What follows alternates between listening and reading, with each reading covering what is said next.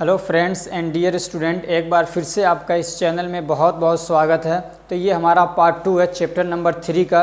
वो क्या था? Chapter number 3 quality control. उसका पहले पार्ट में हम लोगों ने देखा क्वालिटी कंट्रोल का एक हिस्सा होता है अडल्ट्रेशन और दूसरा होता है इवेल्युएशन। तो पहले पार्ट में हम लोगों ने अडल्ट्रेशन पढ़ा है। अगर आपने अडल्ट्रेशन नहीं पढ़ा है तो उसकी लिंक मैं डिस्क्रिप्शन में दे रहा हूँ, या आप यहाँ पे आई बटन में जाके देख सकते हैं। उसकी लिंक यहाँ पे भी अवेलेबल है अगर आपने वो नहीं देखा है तो। अगर देख रखा है तो चलिए शुरू करते हैं। नो ड्रामा नो बकवास ओनली क्लास, लेट्स स्टार्ट। तो अडल्ट्रेशन पढ़ लिया आपने, समझ लिया कि ये होता है मिलावट। समझ लिया अडल्ट्रेशन का साफ साफ अगर मतलब कहा जाए तो उसका मतलब होता है मिलावट करना, गड़बड़ी कर देना किसी सामान के अंदर। और चूँकि यहाँ बात चल रही ड्रग की, तो यहाँ पे क्या होगा, ड्रग के अंदर कुछ गड़बड़ी कर देना, मिलावट कर देना। अब उसी मिलावट को पकड़ना, चेक करना, परखना, पड़ताल करना उसकी किसके अंदर मिलावट है कि नहीं है, उसको क्या बोलते हैं? इवेल्युएशन। ठीक है, इवेल्युएशन क्या है? Evaluation of drug means confirmation of its identity, determination of quality and purity and detection of adulteration. Evaluation का मतलब क्या है? इसकी डेफिनेशन क्या है कि इवेल्युएशन का मतलब होता है कन्फर्मेशन ऑफ इट्स आइडेंटिटी, यानी उसकी पहचान की कन्फर्मेशन करना कि उसमें गड़बड़ी नहीं है, कोई और चीज़ तो नहीं ला के उसकी जगह पे, एक की जगह पे दूसरी चीज़ रख दी गई है, तो उसकी पहचान करना। दूसरी क्या है? डिटर्मिनेशन ऑफ इस क्वालिटी एंड प्योरिटी, और उसकी क्वालिटी और उसकी प्योरिटी को, क्वालिटी मतलब उसका अच्छापन होना, क्वालिटी तो जानते ही हैं, और वो प्योर है या नकली है, असली है, उसका कन्फर्मेशन। डिटर्मिनेशन का मतलब भी एक तरीके से देखा जाए तो कन्फर्मेशन होता है, यानी इस बात का, किसी बात का क्या है, पक्का एकदम यकीन हो जाए कि हाँ ये क्या है, इसकी क्वालिटी और प्योरिटी ठीक है, उसको बोलेंगे determination of quality and purity. And detection of adulteration, और अडल्ट्रेशन का क्या करना? डिटेक्शन करना, यानी पहचानना। तो ये क्या है? इसको बोलते हैं इवेल्युएशन। ठीक है, अब क्या था? मेथड्स ऑफ ड्रग इवेल्युएशन के, अब आपको ये करना कि पहचान करना है, तो कैसे करेंगे? तो उसके लिए कुछ मेथड्स हैं। तो सबसे पहला मेथड क्या है? ऑर्गेनोलेप्टिक और मॉर्फोलॉजिकल इवेल्युएशन। ठीक है, ऑर्गेनोलेप्टिक भी आ सकता है कभी, और कभी क्या हो सकता है? मॉर्फोलॉजिकल आ सकता है, मॉर्फोलॉजिकल इवेल्युएशन। दूसरा क्या है? Microscopic evaluation. तीसरा है फिजिकल इवेल्युएशन। चौथा है केमिकल इवेल्युएशन, और पांचवा है बायोलॉजिकल इवेल्युएशन। एक मैं आपको यहाँ पॉइंट दूं कि जब भी आप एग्ज़ाम देने जाएं तो आपको ये 5 पॉइंट है, मान लीजिए पूछ लिया कि लिखिए right the methods of evaluation, और ये आता भी है, पूछता भी है अक्सर, अभी पिछले एग्ज़ाम में भी पूछा है। तो आपको जैसे मान लीजिए याद है, तो ये नहीं कि डायरेक्ट आप एक पहला शुरू किया और उसके बारे में लिखना शुरू कर दिया, नहीं, पहले आप ऐसे 5 पॉइंट डालिए तो आपकी 5 लाइनें क्या है, भर जाएंगी एक। तो इस तरीके से क्या है, पेज को बढ़ाने के लिए तरीका होता है कि पहले आप इनका एक हल्का सा सिर्फ डेफिनेशन, वो मतलब टाइटल दे दीजिए, फिर उसके बाद एक टाइटल लीजिए, फिर उसके बाद उसके बारे में डिटेल से लिखिए। ये तरीका होता है एग्ज़ाम में लिखने का, इससे आपके नंबर और मार्क्स ज़्यादा आते हैं, बढ़ जाते हैं। ठीक है, तो सबसे पहले हम लोग देखेंगे ऑर्गेनोलेप्टिक इवेल्युएशन क्या होता है। एक इवेल्युएशन है यानी जांच पड़ताल करेंगे, तो एक होता है ऑर्गेनोलेप्टिक। तो ऑर्गेनोलेप्टिक में क्या करेंगे? आप ऑर्गन से समझ पा रहे हैं, आसानी से याद करिए। ऑर्गन मतलब पार्ट्स, आपके बॉडी के पार्ट, और यहाँ पे जो है पार्ट्स वो हैं आपके सेंस ऑर्गन। सेंस ऑर्गन क्या होते हैं? सेंस ऑर्गन वो होते हैं जिससे हम किसी चीज़ का सेंस करते हैं, जो कि इंसान के अंदर 5 ऑर्गन होते हैं सेंस ऑर्गन। जैसे कि एक हो गया आपकी आई, एक हो गया नोज़, एक हो गया माउथ यानी टंग आपका, एक ईयर और एक स्किन।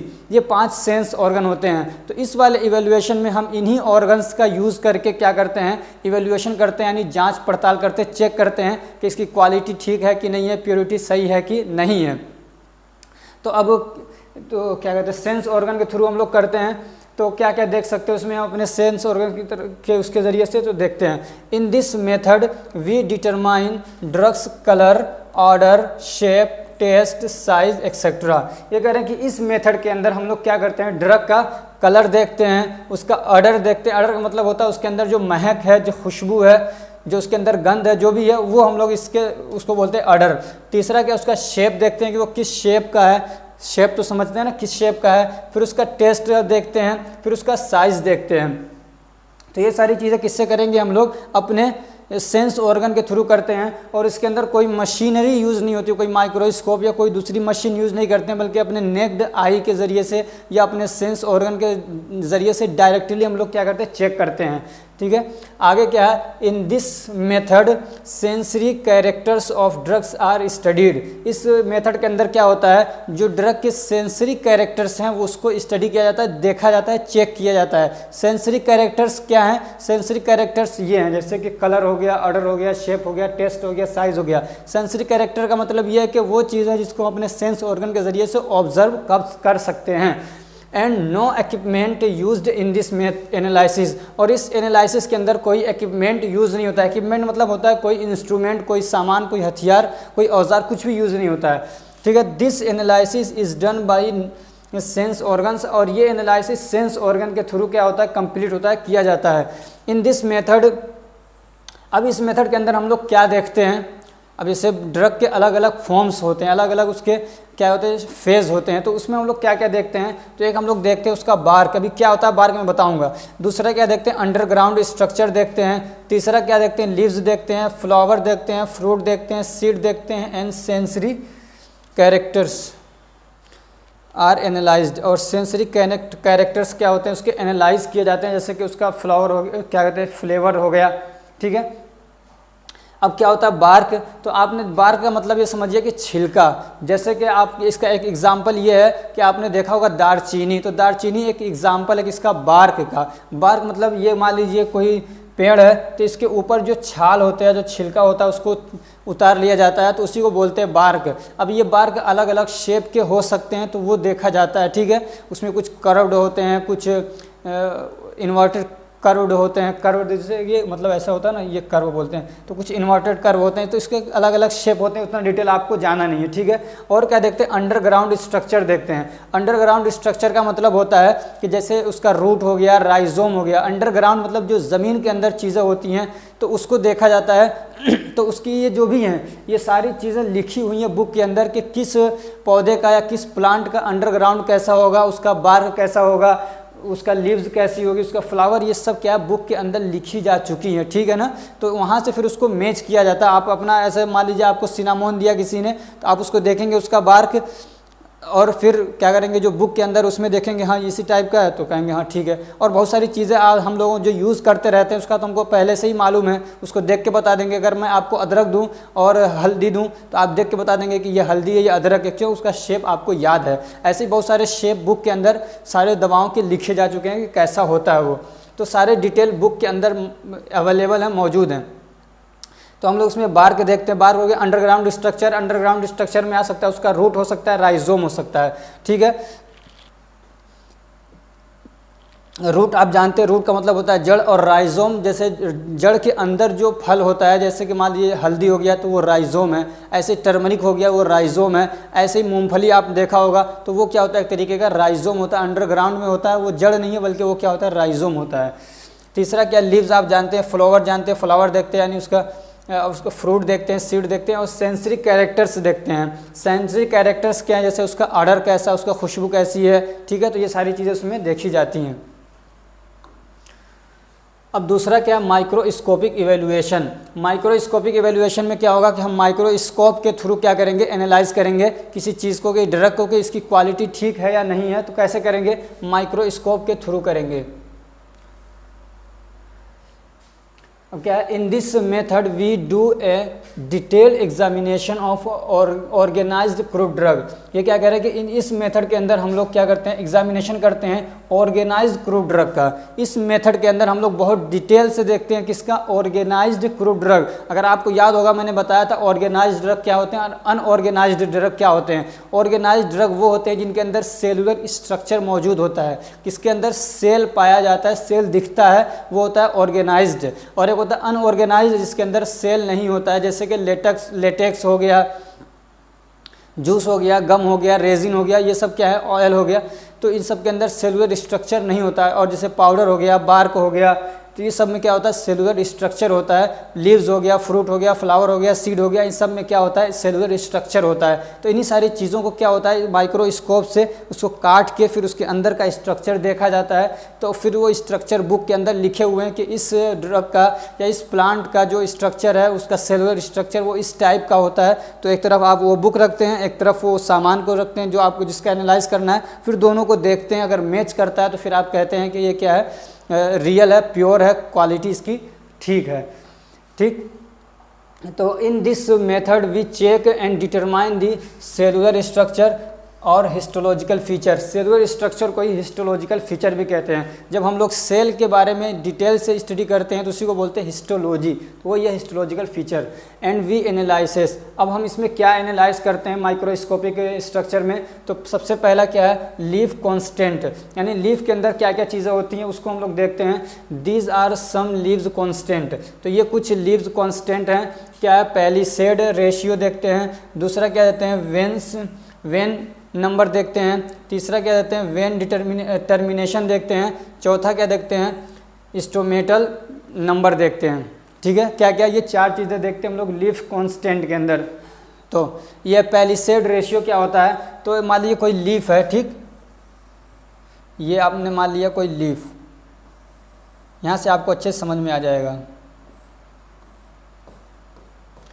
तो ये जो लीफ होता है जब इसको काटते हैं हम लोग, जैसे कि आपने अगर सेल के बारे में पढ़ा होगा तो कई उसमें होता है, लेयर में होता है, एक होता है डर्मिस, एक होता है एपिडर्मिस, ठीक है, एक होता है सबक्यूटेनियस लेयर, तो ये लेयर होते हैं। तो ऐसे ही ये लीव्स होता है, इसका भी लेयर होता है। तो पहला लेयर छोड़ के जो दूसरा होता है, जो एपिडर्मिस लेयर होता है, वहाँ पे एक स्पेशल टाइप का सेल होता है जिसको पैलिसेड सेल बोलते हैं, सॉरी पैलिसेड, हाँ पैलिसेड सेल बोलते हैं। तो उसका देखा जाता है कि रेशियो कितना है। अब हर लीव्स के अंदर जो भी है, कोई मान लीजिए स्पेसिफिक प्लांट है, जैसे कि मान लीजिए सेना है, तो उसके लीव्स के अंदर पैलिसेड सेल कितने होते हैं, एक ख़ास एरिया के अंदर, मान लीजिए ये कि 1 इंच का अगर उसका लीव्स है तो उसके अंदर कितने वो सेल होंगे ये लिखा हुआ है। तो आप उसको देखेंगे और उसमें आप एक एनालाइज करते हैं, काउंट करने की कोशिश करते हैं क्या इतने इसमें पैलिसेड सेल प्रेजेंट हैं कि नहीं है। तो इसको जब कट करेंगे आप लीव्स को, उसके अंदर क्या होता है, पैलिसेड रेशियो आपको नज़र आएंगे, यानी पैलिसेड एक टाइप का सेल होता है।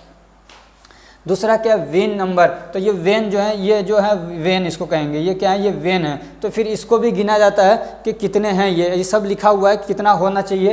अगर फिर उसको मैच करते हैं कि क्या जितना इसमें है वो उतना लिखा हुआ है, दोनों सेम है कि अलग अलग हैं, ये हो गया वेन। फिर इसका जो ये जहाँ जाके ख़त्म होता है उसको बोलते हैं टर्मिनेशन। तो ये देखते हैं कि वेन टर्मिनेशन कितना है, कहीं ऐसा तो नहीं है कि दूसरा इसमें, तो ये भी लिखा हुआ है कि कितने उसके वेन के टर्मिनेशन होते हैं। ये टर्मिनेशन जहाँ पर जाके ये क्या हो रहा है, कंप्लीट हो रहा है, तो ये देखा जाता है। फिर देखा जाता है स्टोमेटल नंबर। स्टोमेटल नंबर मतलब ये होता है कि स्टोमेटा का मतलब होता है पोर, छोटे छोटे सुराख। तो ये पत्तियां जो होती है इसके अंदर छोटे छोटे सुराख होते हैं, तो वो देखा जाता है। तो ये 4 चीज़ें देखी जाती है लीफ के अंदर। फिर दूसरा क्या है, स्टोमेटा, क्या देखा जाता है, मान लीजिए माइक्रोस्कोपिक एवेल्यूएशन में दूसरा क्या चीज़ हम एनालाइज करते हैं, तो वो स्टोमेटा। अभी मैंने बताया स्टोमेटल नंबर, तो वो स्टोमेटा देखा जाता है कि कितना है इसके अंदर स्टोमेटा। स्टोमेटा का मतलब होता है कि ये छोटे छोटे पोर जो होते हैं ये कभी खुलते हैं कभी बंद होते रहते हैं, ठीक है। इनके ऊपर 2 स्पेशल टाइप के सेल होते हैं, जैसे कि मान लीजिए ये पोर है, ये पोर, तो यहाँ पर 2 स्पेशल टाइप के सेल होते हैं, किडनी शेप के सेल होते हैं जो इसको कंट्रोल करते हैं, यानी कभी इसको बंद करते हैं कभी खोलते हैं। जब ज़रूरत होती है तो खोल देते हैं, जब ज़रूरत होती है तो बंद कर देते हैं। एक तरीके से यहाँ से क्या होता है, एवोपोरेशन के थ्रू वाटर निकल जाता है बाहर, और ज़रूरत पड़ती है तो अंदर भी ले लेता है वहाँ से वो। तो ये जो पोर है इसके थ्रू क्या होता है, वाटर को बाहर किया जाता है एवोपोरेशन के थ्रू, यानी भाप बन के उड़ाया जाता है यहाँ से। तो ये हो गया स्टोमेटा, ठीक है ना। स्टोमेटा क्या होता है, stomata is a small pore. Stomata क्या होता है, एक छोटा छोटा पोर होता है, सुराख होता है, ठीक, होल होता है, with 2 kidney shape guard cell, और उसके साथ में 2 किडनी शेप के क्या होते हैं, गार्ड सेल होते हैं। ये कहाँ पाया जाएगा, लीफ के अंदर पाया जाता है ये भी। तीसरा क्या होता है, ट्रिकोमास, हम लोग ट्राइकोम्स भी बोलते हैं, ट्रिकोमास बोलते हैं, ट्रिकोम्स। तो आप याद करिए ट्राइकोम्स। तो तीसरी चीज़ इसमें क्या देखते हैं हम लोग, इसमें देखते हैं ट्राइकोम्स।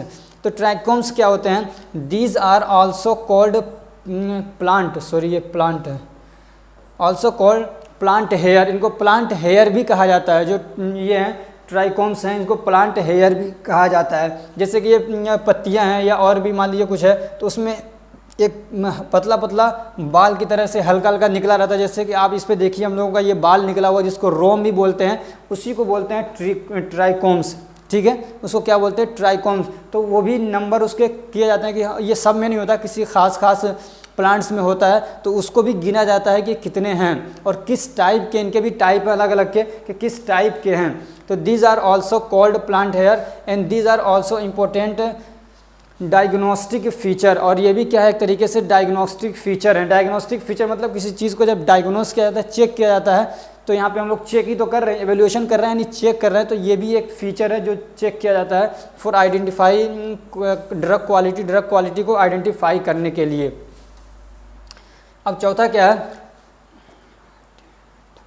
हाइडेथोड क्या होता है अब ये, तो ये भी हम लोग चौथा इसमें, जैसे कि जब क्या कहते हैं माइक्रोस्कोपिक एवेल्यूएशन करते हैं, यानी माइक्रोस्कोपिक तौर पे चेक करते हैं किसी चीज़ की क्वालिटी को, तो इसमें चौथी चीज़ क्या देखते हैं हम लोग, हाइडेथोड। अभी हाइडेथोड क्या होता है, तो ये सॉरी, ये जो लीव्स हैं इसके किनारे पे, यहाँ पे एक तो अंदर इसमें सुराख होते हैं जिसको हम लोग क्या बोलते हैं, स्टोमेटा बोलते हैं, एक यहाँ पे सुराख होते हैं, जैसे मान लीजिए यहाँ पे छोटे छोटे सुराख होते हैं, यहाँ पे किनारे पे, समझ में आ रही बात। तो ये जो सुराख होते हैं इसको बोलते हैं हाइडेथोड। क्या बोलते हैं इसको, हाइडेथोड बोलते हैं। और इसके थ्रू भी क्या होता है, वाटर निकलता है, लेकिन ये रात में ज़्यादा निकलता है। कभी आप देखेंगे सुबह के टाइम पे पत्तियों के तो किनारे किनारे पे वाटर लगा रहता है, तो ये भी एक क्या है, वाटर के निकालने का एक तरीका होता है, इसको एक्सट्रैक्शन बोलते हैं। तो हाइडेथोड के थ्रू भी क्या होता है, वाटर निकलता है, और कभी कभी इससे एब्जॉर्प्शन भी होता है, यानी अंदर इससे क्या किया जाता है, वाटर को एब्जॉर्ब भी किया जाता है। तो दीज आर वाटर एब्जॉर्प्शन और सिक्रेशन ऑर्गन। तो ये जो हाइडेथोड होते हैं ये क्या होता है, वाटर को एब्जॉर्ब करने वाले या सिक्रेट करने वाले ऑर्गन्स होते हैं, डेवलप्ड इन सम प्लांट, और ये सम प्लांट में होते हैं, यानी सारे प्लांट्स में नहीं होते हैं, कुछ प्लांट में ये हाइडेथोड पाए जाते हैं। होप कि आपको ये समझ में आ गया होगा। आगे बढ़ते हैं। अब हमारा तीसरा है फिजिकल इवेल्युएशन। दो इवेल्युएशन पढ़ लिया हम लोगों ने, तीसरा क्या है, फिजिकल इवेल्युएशन। फिजिकल इवेल्युएशन क्या है, तो physical evaluation play a very important role in determination of pure drug. ये कह रहे हैं कि फिजिकल इवेल्युएशन है, ये क्या करता है, बहुत इंपॉर्टेंट रोल प्ले करता है किसी क्रूड ड्रग की क्वालिटी और प्योरिटी को चेक करने में। There are criteria for physical evaluation. और ये कह रहे हैं कि फिजिकल इवेल्युएशन के कुछ क्राइटेरिया हैं कि जिसके ज़रिए से हम लोग चेक करते हैं। फिजिकल इवेल्युएशन का मतलब ये होता है कि जो भी ड्रग है उसका जो फिजिकल यानी जो उसकी बॉडी है उस पर हम लोग एग्जामिनेशन करते हैं और चेक करते हैं। अब फिजिकल इवेल्युएशन में माइक्रोस्कोप में भी यही करते हैं, लेकिन उसका तरीका अलग है, उसके क्राइटेरियाज अलग हैं, और जो फिजिकल होता है उसके क्राइटेरिया अलग हैं। अब देखिए कैसे हैं अलग। तो इसमें क्या क्या हम लोग देखते हैं, इसमें हम लोग देखते हैं मॉइस्चर कंटेंट। क्या देखते हैं, मॉइस्चर कंटेंट। दूसरा क्या देखते हैं, विस्कोसिटी। यहाँ पे मैंने डायरेक्टली लिख दिया, लेकिन मैंने जो आपको तरीका बताया कि पहले आप सिर्फ हेडिंग डाल दीजिए, फिर उसके बारे में डिटेल से बाद में लिखिए। तीसरा क्या है, मेल्टिंग पॉइंट देखते हैं। चौथा क्या देखते हैं, सॉल्युबिलिटी देखते हैं। फिर एश वैल्यू देखते हैं। फिर क्या देखते हैं, रिफ्रैक्टिव इंडेक्स देखते हैं। और भी हो सकते हैं, लेकिन मैंने इतना लिया है, दैट्स एनफ। अगर आपको ये पूछता नहीं है, ठीक है ना, सिर्फ एक ही पूछता है, ऑर्गेनोलेप्टिक इवेल्युएशन, यही हर बार पूछता है। और हो सकता है पूछ ले, इसलिए मैं थोड़ा थोड़ा आपको डिटेल में दे दूंगा, लेकिन इतना ज़्यादा डिटेल कभी पूछता नहीं है, सिर्फ एक ही के बारे में पूछता है। वो कौन सा है, ऑर्गेनोलेप्टिक या मॉर्फोलॉजिकल इवेल्युएशन। तो उसको आप अच्छे से देख लीजिएगा। इस बार भी जो अभी 2021-22 का जो एग्ज़ाम हुआ है उसमें भी वही वाला क्वेश्चन पूछा था, मॉर्फोलॉजिकल इवेल्युएशन के बारे में लिखिए और टाइप से लिखिए। तो टाइप आप याद कर लीजिए, 5 टाइप के जो है, या 5-6 टाइप जो भी हैं उसको याद कर लीजिए, और मॉर्फोलॉजिकल को बहुत अच्छे से याद करिएगा। और इसको भी अगर आपके पास एक्स्ट्रा टाइम बचता है तो इनको भी याद कर लीजिएगा हल्का फुल्का, लेकिन अपने दिमाग में रखिएगा। हो सकता है कि यही नहीं कि हमेशा वही पूछे, हो सकता है कभी दूसरा भी पूछ लेता है, तो इसलिए इस पर हल्की फुल्की नज़र ज़रूर रखिएगा। अब क्या होता है मॉइस्चर कंटेंट। मॉइस्चर कंटेंट क्या होता है, pure drug have a limit of moisture content. Moisture content का मतलब होता है उसके अंदर नमी, उसके अंदर जो पानी की क्या कहते हैं रेशियो है, वो क्या है, उसका मॉइस्चर कंटेंट है। तो हर जो भी प्योर ड्रग होता है उसकी एक लिमिट होती है मॉइस्चर कंटेंट की, यानी कि बहुत ज़्यादा होगा। मान लीजिए 10%, 15%, ये फिक्स होता है हर ड्रग का अलग अलग, ठीक है। वो बुक के अंदर आपको मिल जाएगा कितना होता है, तो ये उसको याद भी नहीं कर पाएंगे आप हर ड्रग का कि उसका मॉइस्चर कौन से ड्रग का कितना होता है, लेकिन सिर्फ इतना रखिए कि हर एक का क्या होता है, एक फिक्स्ड मॉइस्चर कंटेंट होता है कि 10%, 15% जो भी है, तो वो फिक्स है। तो ये कह रहे हैं कि हर ड्रग का अपना मॉइस्चर कंटेंट होता है, and it is examined by the heating the drug. और इसको एग्जामिन किया जाता है, इसको चेक किया जाता है उस ड्रग को हीट करके, यानी उसके अंदर मॉइस्चर कंटेंट है तो उसको हीट करके चेक करते हैं। किस पे, at the particular ratio rate, एक मतलब ख़ास हीटिंग रेट के ऊपर उसको क्या करते हैं, हीट करते हैं और देखते हैं कि इसका मॉइस्चर कंटेंट कितना जल्दी से ख़त्म हो जा रहा है। तो उसके हिसाब से फिर उसकी निकालते हैं कि इसके अंदर मॉइस्चर कंटेंट है कि नहीं है। तो कितने पे हीट करते हैं, 105 डिग्री सेल्सियस पे उसको हीट करके चेक किया जाता है, ठीक है। दूसरा क्या, विस्कोसिटी है। विस्कोसिटी का मतलब होता है गाढ़ापन। लिक्विड ड्रग, ये लिक्विड ड्रग में होगा। Liquid drugs viscosity should be constant at its standard temperature. ये कह रहे हैं कि जो जो लिक्विड ड्रग्स होते हैं उनकी जो इसको विस्कोसिटी यानी जो उसका गाढ़ापन है वो कांस्टेंट रहना चाहिए। वो उसको मान लीजिए उसको अगर हीट दिया जा रहा है, उसको टेम्परेचर दिया जा रहा है तो कम नहीं होना चाहिए उसकी विस्कोसिटी। अगर कम हो जा रही है तो समझिए कि ये प्योर नहीं है, ठीक है। तीसरा क्या है, मेल्टिंग पॉइंट। मेल्टिंग पॉइंट क्या है, मेल्टिंग मतलब होता है पिघलना। तो इसको क्या करते हैं, हीट देते हैं और देखते हैं कि अगर कितना जल्दी पिघल जा रहा है। जैसे मोम है तो उसका एक मेल्टिंग पॉइंट है, उसको देखेंगे कि कितना। ये सब ड्रग में नहीं होता बल्कि अलग अलग टाइप के जो ड्रग होते हैं उनमें किसी में ये वाला काम करता, किसी में ये वाला काम करता, किसी में ये वाला काम करता, यानी कि सारे दवाओं पे सब काम नहीं करेगा। अब जैसे मान लीजिए मुलेठी है, लकड़ी है, उसका मेल्टिंग पॉइंट थोड़ी है, वो मेल्ट थोड़ी होगा। तो कह रहे हैं कि ए crude drugs purity can be determined by it's melting point. कह रहे हैं कि जो क्रूड ड्रग है उसकी प्योरिटी को डिटरमाइन किया जा सकता है मेल्टिंग पॉइंट के through. Pure chemical have very sharp melting point. ये कह रहे हैं कि जो प्योर केमिकल्स होते हैं या जो प्योर ड्रग होते हैं उनका बहुत शार्प मेल्टिंग पॉइंट होता है। यानी जैसे कि मान लीजिए लिखा है कि इतनी 105 डिग्री सेल्सियस पे ये मेल्ट हो जाएगा, तो अगर वो प्योर होगा तो उतना आते ही तुरंत वो मेल्ट हो जाएगा। अगर प्योरिटी नहीं होगी उसमें तो फिर वो ज़्यादा टाइम लेगा। चौथा क्या है, solubility. Many of drugs are highly soluble in particular solvent. ये कह रहे हैं कि बहुत सारे ड्रग्स ऐसे हैं जो हाईली सोल्यूबल होते हैं पर्टिकुलर सॉल्वेंट के अंदर। सॉल्वेंट क्या है, जैसे कि मान लीजिए हम नमक है, नमक को पानी में घोल रहे हैं तो ये पानी क्या है, सॉल्वेंट है, और नमक जो होता है उसको सॉल्यूट बोलते हैं, ठीक। तो ऐसे ही जो ड्रग हैं कुछ ऐसे होते हैं जो हाईली सोल्यूबल होते हैं। हाईली सोल्यूबल का मतलब होता है जो अपने आप को एकदम से उसके अंदर घुला देते हैं, यानी जो बहुत जल्दी घुल जाते हैं उसको बोलेंगे हाईली सोल्यूबल। तो बहुत सारे ड्रग्स होते हैं जो हाईली सोल्यूबल होते हैं। So an adulteration can be determined in a crude drug by solubility studies. अब कह रहे हैं कि फिर हम क्या कर सकते हैं कि कोई अडल्ट्रेशन अगर क्रूड ड्रग के अंदर, तो उसको सोल्यूबिलिटी के स्टडी के ज़रिए से हम क्या करते हैं, पता कर सकते हैं। उसका पता है कि उसका मतलब लिखा जा चुका है, जो भी ड्रग है जो सोल्यूबल होते हैं उनका मालूम है कि ये कितना जल्दी और कितना ज़्यादा सोल्यूट हो जाता है, मतलब किसी के अंदर क्या डिज़ोल्व हो जाता है। तो उसको डालेंगे और वो जल्दी से क्या होता है, डिज़ोल्व हो जाता है, यानी कि उसमें घुल जाता है। तो मान लेंगे कि उसका जो जिस रेशियो पे लिखा हुआ है उस रेशियो के अंदर अगर वो घुल जाता है तो कहेंगे ठीक है ये सोल्यूबल है, हाईली सोल्यूबल है, तो ये अगर प्योर है। अगर नहीं घुलता है वो तो कहेंगे प्योर नहीं है। ऐसे ही एश वैल्यू, एश का मतलब होता है राख। तो इसमें क्या करते हैं, ड्रग को जला देते हैं और जलाने के बाद उसकी जो उसके पीछे बच जाती है उसकी राख, उसको वज़न करते हैं। फिर उसके बाद कैलकुलेट करते हैं कि कितना है ये। अगर तब उसका लिखा हुआ है कि जो मान लीजिए कि एक सेना लीव्स है, उसका लिखा हुआ है कि ये जलने के बाद इसका ये क्वांटिटी आएगा। तो जला के देखते अगर उतना ही आता है तो मान लेंगे प्योर, अगर नहीं आता तो कहेंगे कि ये क्या है, प्योर नहीं है। आठवां क्या है जी, रिफ्रैक्टिव इंडेक्स। रिफ्रैक्टिव इंडेक्स क्या होता है, a light ray bends from its original path on passing from one medium to another of different density. ये कह रहे हैं कि जो लाइट होती है, रेज, लाइट की रेज होती है, उसको जब एक मीडियम से, जैसे कि एक स्पेस एक मीडियम है, आगे वाटर है तो दूसरा मीडियम है, उसके आगे मान लीजिए या दूसरा कोई इधर पे केमिकल रखा हुआ तो अलग मीडियम है वो। तो ये कह रहे हैं कि जब रेज को हम एक मीडियम से दूसरे में पास करते हैं, यानी उसके थ्रू गुजारते हैं, उसके थ्रू पार करते हैं उसको, तो वो क्या होता है कि डेंसिटी की वजह से वो क्या करता है, अपना डायरेक्शन चेंज कर लेता है। तो अब जो ड्रग्स होते हैं उनका भी मतलब लिखा हुआ है कि इसके अंदर जब अगर हम लोग लाइट को पास करते हैं तो कितना ज़्यादा उसके अंदर रिफ्रैक्टिव आएगा, यानी उसका जो डायरेक्शन है कितना चेंज होगा, कितने पे बेंड होता है। अगर ज़्यादा हो रहा है या कम हो रहा है तो इसका मतलब ये प्योर नहीं है। और जितना लिखा हुआ है कि मान लीजिए कि ये 120 डिग्री पे, एग्जाम्पल दे रहा हूँ कि ये बेंड हो जाएगा, तो उसने पे अगर बेंड हो रहा है तो क्या है, फिर वो मान लेते हैं कि ये असली है, ठीक है। अगला क्या है, केमिकल इवेल्युएशन।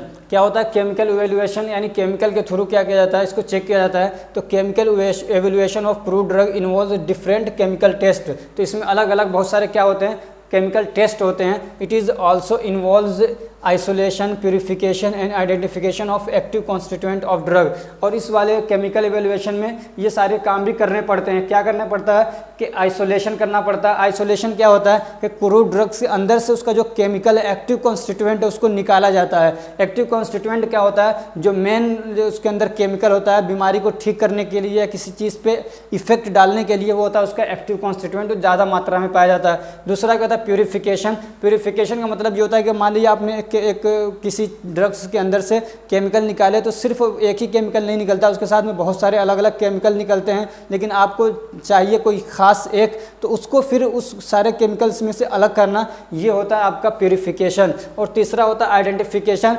आइडेंटिफिकेशन का मतलब ये होता है कि अब जो आपने और बहुत सारे केमिकल्स में से एक को अलग कर लिया, फिर उसको चेक किया जाता है कि ये वाकई वही है या नहीं है। जैसे कि मान लीजिए एल्कलॉइड निकाल रहे हैं, तो फिर अब एल्कलॉइड के लिए टेस्ट लगाते हैं कि इसके अंदर एल्कलॉइड है कि नहीं है, और है तो कितना है।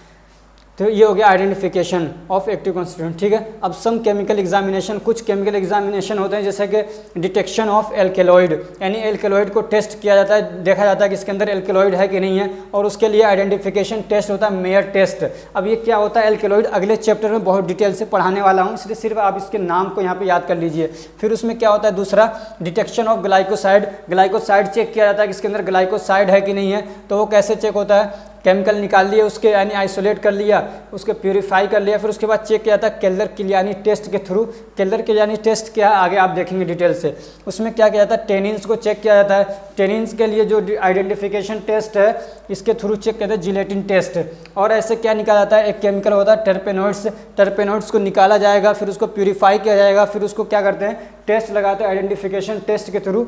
नोलर टेस्ट होता है। नोलर टेस्ट यानी समझ लीजिए कि कुछ ड्रॉप हैं, कुछ चीज़ें उसमें मिलाएंगे तो वो एक कलर देता है, फिर पता चलता है कि हाँ इसके अंदर क्या है, ये चीज़ है या नहीं है, टर्पेनोइड है या नहीं है। ठीक है, पांचवा ये वाला जो केमिकल इवेल्युएशन है, चौथा वाला, ये आप चौथे चैप्टर में बहुत डिटेल से पढ़ने वाले हैं। ठीक है, तो उसको वहाँ पे देखिएगा अच्छे से।